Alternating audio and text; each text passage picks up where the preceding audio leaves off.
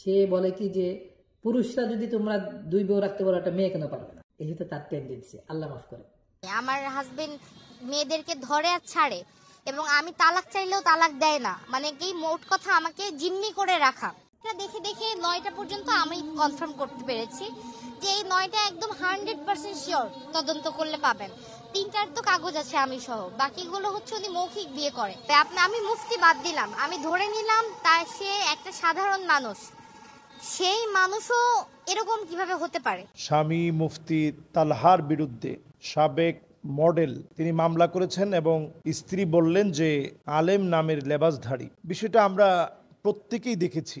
বাংলাদেশে একটা কমিউনিটি, আমি বলবো যে সোশ্যাল মাধ্যমে এটা খুব ব্যাপকভাবে এখন প্রচারণা চালানো হচ্ছে যে মাসনা সুলাসা রুবা, যে ভাই মাসনা করেন, একাধিক বিবাহ করেন।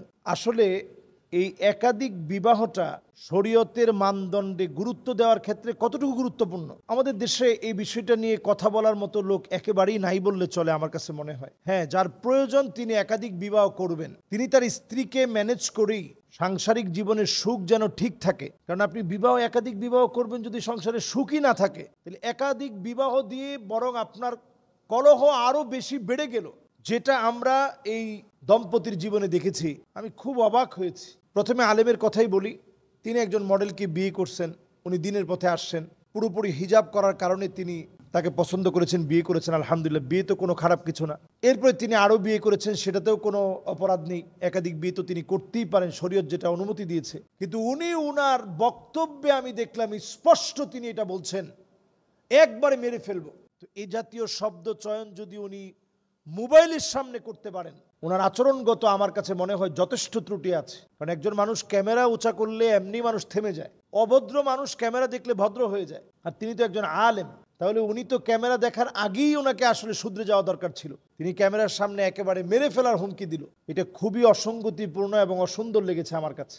এরপরে এই কমিউনিটি তারা যেইভাবে বহু বিবাহকে প্যাট্রোনাইজ করতেছে, একাধিক বিবাহ অথবা বিধবাকে বিবাহ করা, এগুলোকে খুব ভালোভাবেই হাইলাইটস করে তিনি মানুষের সামনে নিয়ে আসছেন।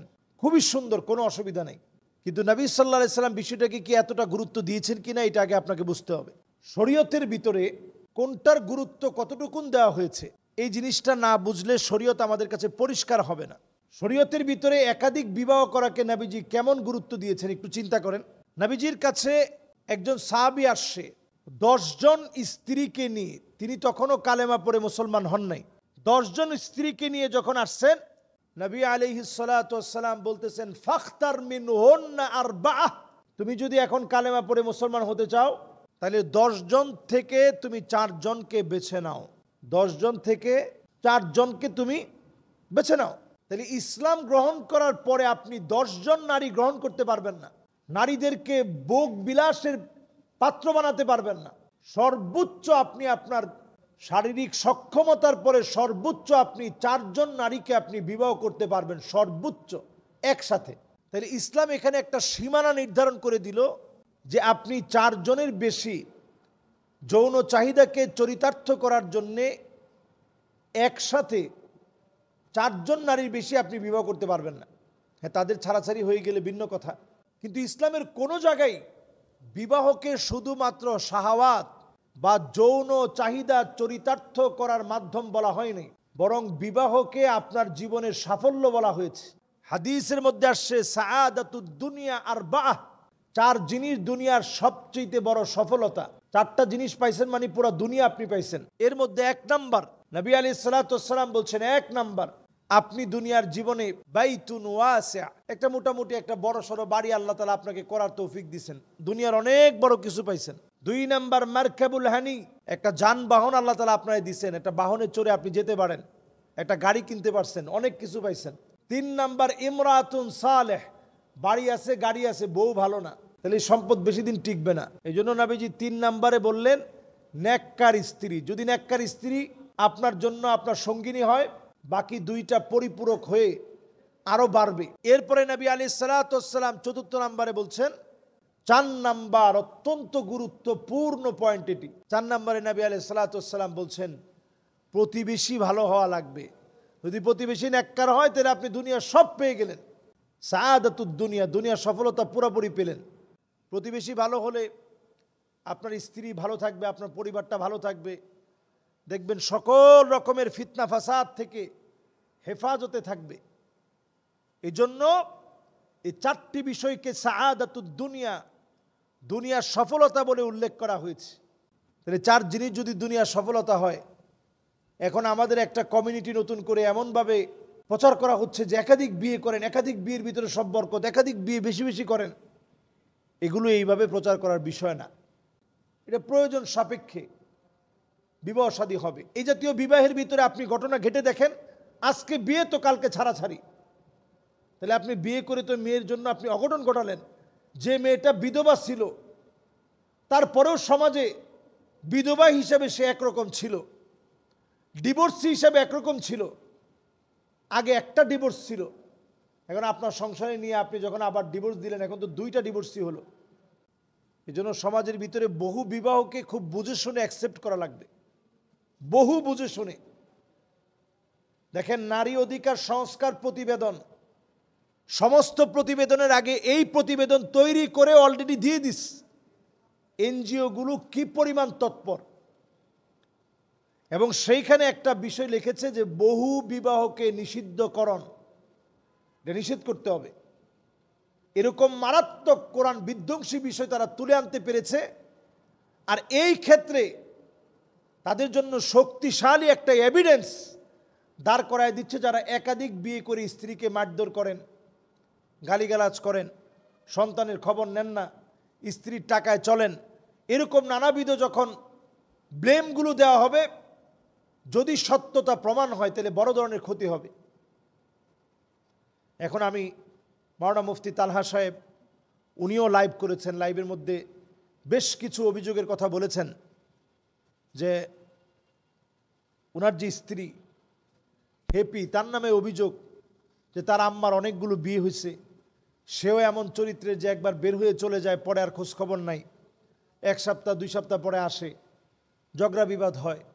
আর হ্যাপির বক্তব্য হচ্ছে যে না, আমি একেবারে দিনের দিকে আসছি, এজন্য সবিজ অঙ্গন ছেড়ে যাওয়ার পরে আমাকে শেষ একটা ইন্টারভিউ দিতে বলা হয়েছিল যে কেন সবিজ অঙ্গন আপনি ছেড়ে গেলেন, ওই ইন্টারভিউ পর্যন্ত আমি আল্লাহর ভয়ে দিই নেই। এটা হচ্ছে তার বক্তব্য, আর স্বামীর বক্তব্য ভিন্ন রকম। এখন এর সঠিক বিষয় আল্লাহ তাআলা ভালো জানেন। তবে আমি পরামর্শ দিব, একাধিক বিবাহকে যারা প্যাট্রোনাইজ করতেছেন বাংলাদেশে, খুবই বুঝে শুনে। বিবাহ শুধুমাত্র যৌন সুশ্রুরি অথবা যৌন চাহিদা চরিতার্থ করার নাম না, বিবাহ অনেক বড় দায়িত্বের নাম। এই জায়গাটায় আসেন এবং বুঝার চেষ্টা করেন, এটা ইবাহা, ইসলাম এটাকে বৈধ রেখেছেন। আপনার স্ত্রীর পাশাপাশি এদের কাছে আপনি যেতে পারবেন, এটাকে বৈধ রাখছেন। এটাকে আপনি খুব বেশি সওয়াবের কাজ বলে মনে করে সমাজের ভিতরে অশান্তি সৃষ্টি করা দরকার নেই।